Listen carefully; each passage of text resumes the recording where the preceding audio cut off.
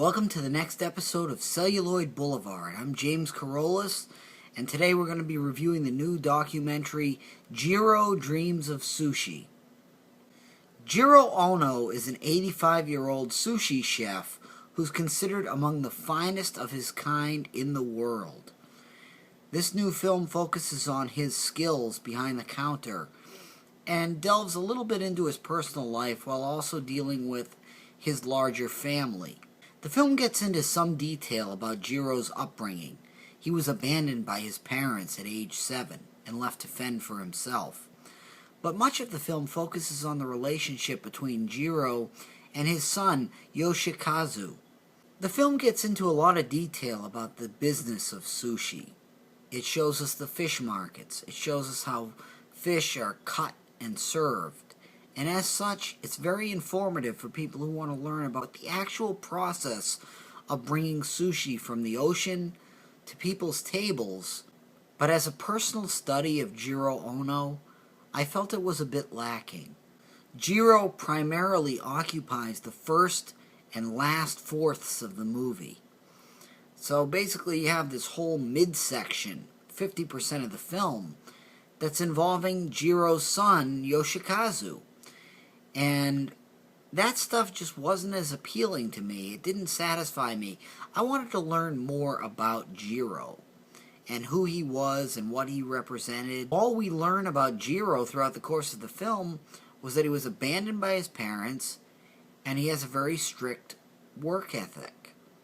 Other than that, the guy's a mystery. At one point, there's mention of his wife. And I just remember thinking, where is she? The film doesn't even tell us if she's still alive or not. I hate to sound cynical, but in watching this film, it seemed to me that much of the purpose behind this venture was in setting up Yoshikazu to inherit his father's business. In other words, the film is out there to say, hey people, don't worry. Yoshikazu has it covered. When Jiro passes away, you can still come to the restaurant and you're still going to get great sushi. Well, that's not a great subject for a documentary. I will say, however, that the film really does give a great insight into the sushi process, and in those scenes when Jiro does talk, it's good. It's good stuff he gives them.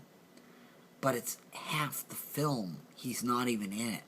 And that disappointed me because he's such a compelling figure and such an interesting guy that I wanted more about him.